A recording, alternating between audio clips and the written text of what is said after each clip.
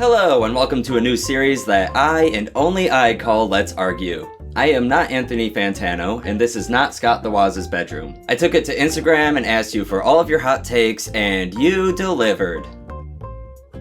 Mostly. Let's go! What's the point of a T-Rex if Six Flags Great Adventure and Six Flags Magic Mountain are getting raptors?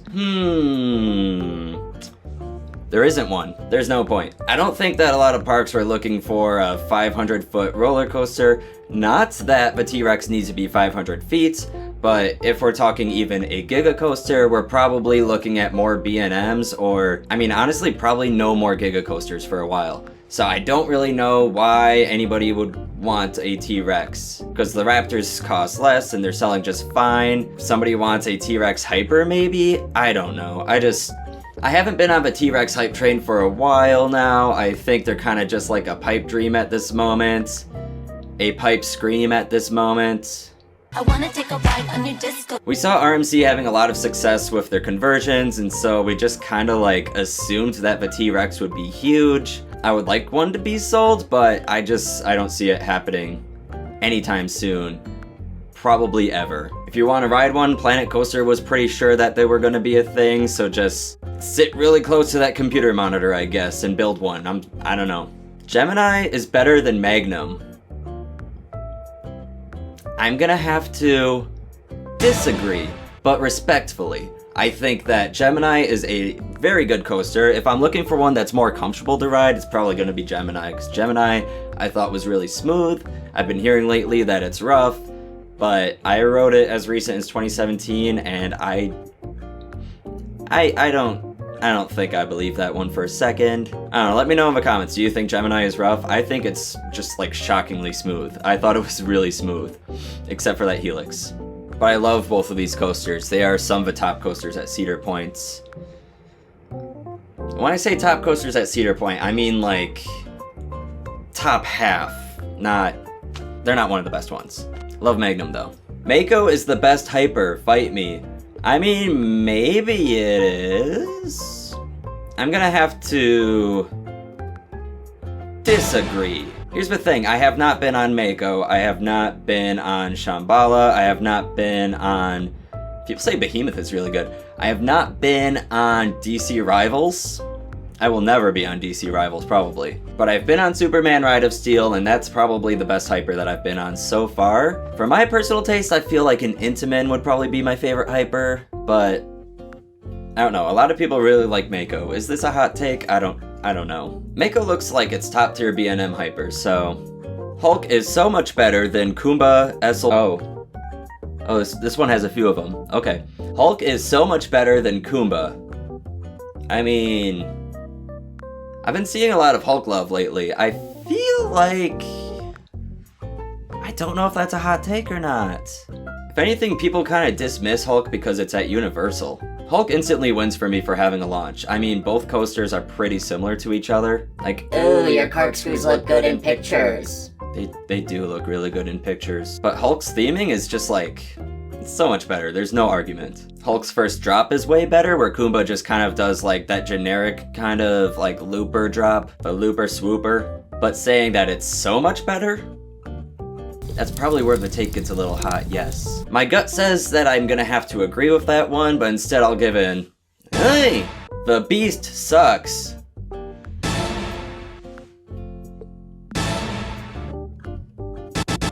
Come on, man. Do I even have to say it?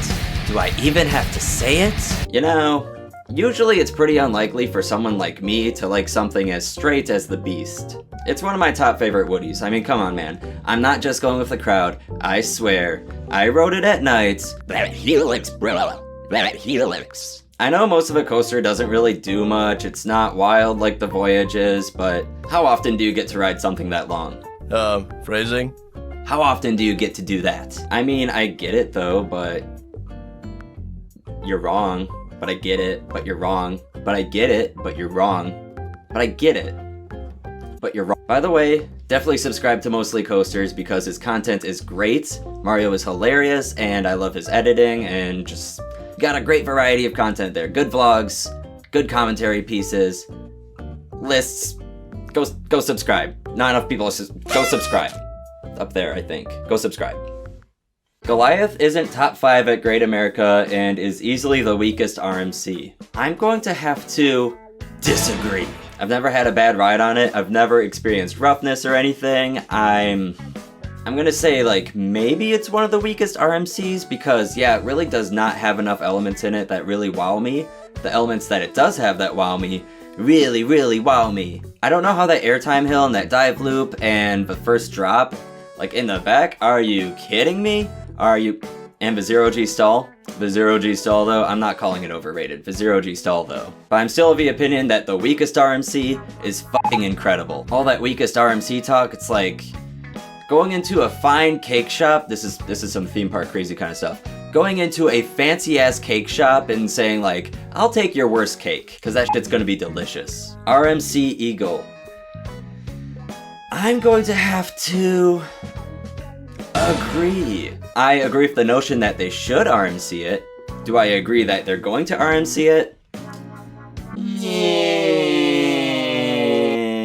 I can't predict what's going to happen there, but I kind of doubtful. I think RMC Eagle would be great for the lineup. Do we need it? We don't really need it, but they can load that thing up with some airtime hills. I really like the airtime on Viper, but we don't have like a really strong ejector airtime coaster, so that's where RMC Eagle would come into play. We have some first drops with ejector. There's that one airtime hill that's on Goliath that has ejector, but this part could use a little more ejector. I think that's where it would come into play. Goliath only has 2 ejector moments anyways. The Raptors are low tier RMCs. I'm gonna have to agree. I mean, they're short, compact, small coasters. Of course, they're low tier RMCs.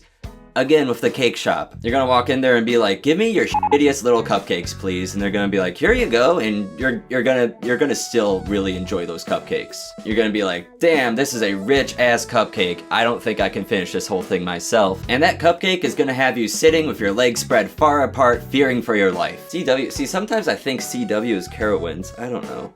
Vortex at Canada's Wonderland is the best arrow. I'm gonna have to disagree, but I respect. If you really care about smooth coasters, I don't think you're gonna like a lot of arrows anyways. I don't know if you're going to love X2, I don't know if you're going to love Magnum. Would Vortex be one of my favorite arrows? Probably, because I really do like swinging suspended arrow coasters. And I feel like Vortex is probably the best one left standing. Also, Vortex is so pretty, it has so much stuff going for it with the mountain and the fountain. Well, I mean, it's not a fountain anymore. The mountain... Bars.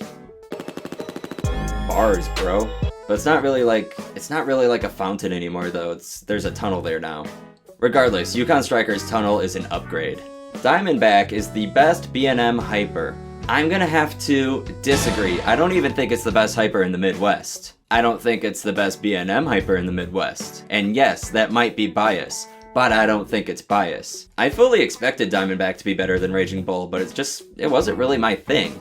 I like the twister layout, it turns out. I don't feel a whole lot from B&M Camelbacks, I guess. However, out of all the B&M hypers, I gotta say this one really makes a splash.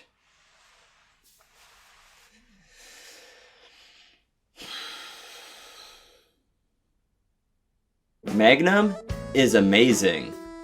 I'm gonna have to agree. I agree with this very much. Triangle hills? Are you kidding me? Triangle hills. They built triangles and put them in tunnels. That ejector kind of hurts, but it like sends me every time. Just don't let that lap bar fall on your lap. Try to pick a good row. I've had bad rides on Magnum, for sure. I've definitely had bad rides on it. I just give it the Woody treatment though. I like select a non-wheel seat and it's great. Love Magnum. I know it's definitely not for everybody. Emperor is gonna be the second or first best dive. I'm gonna have to disagree, but I would really like to agree because I really like the idea of it being built around like this penguin theme. Penguin Dive Coaster. They had me sold at Penguin Dive Coaster. The layout looks really, really good. There's not really a lot of competition with dive coaster layouts, but is the layout good enough to save those vest restraints? I'm not a hater of vest restraints. I like Valraven. I do get airtime on Valraven, though people say that you won't, but it's just not all that it could be, you know? Sheikra gives it a run for its money, and also I'd be really surprised if it was better than Yukon Striker. I think there's something that I'm missing here besides Penguin Dive Coaster. So I disagree, but I'm definitely here for it. SeaWorld San Antonio is the worst major park in America. Haven't made my way down to Texas yet, but can you in the comments let me know why? Like, give me some insight on this. I want to know. There's something that I need to find out here, because I'm gonna go back to this one now. SLCs and free flies are fun.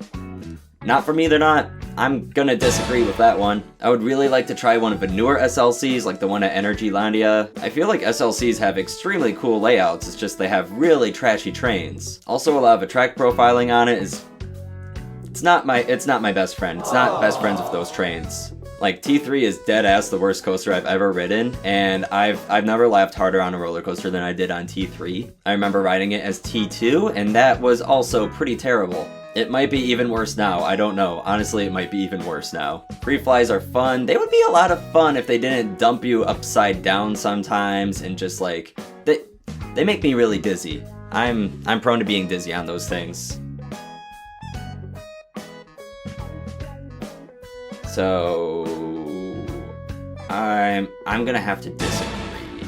Steel Vengeance is overrated. I agree. I'm gonna have to inherently agree, even if it is the best coaster. You know, even if it's the best coaster, I feel like no coaster should really get that much hype. I mean, it's just kind of a Cedar Point thing. Cedar Point is my favorite place in the world, for sure. But it happened with Magnum, and Maverick, and Millennium Force, and now Steel Vengeance. Every time Cedar Point builds their biggest coaster yet, it's usually critically acclaimed as like the second coming of Jesus, and that's just kind of the way it goes. That said, it's the mecca of coasters, and so I'm gonna have to agree, but mostly just because it's Cedar Points. So that wraps it up for my first Let's Argue. I would like to do more of these. Please follow my Instagram. I want to get more of these. I want the next one to be longer and filled with more. I want to have all of your hot takes, coaster related or not. It doesn't even have to be coaster related. Tell me that my cake analogy sucks because cake sucks. I'll tell you that you're wrong about cake. Now, if you'll excuse me, I'm gonna go back to playing Dark Souls without looking.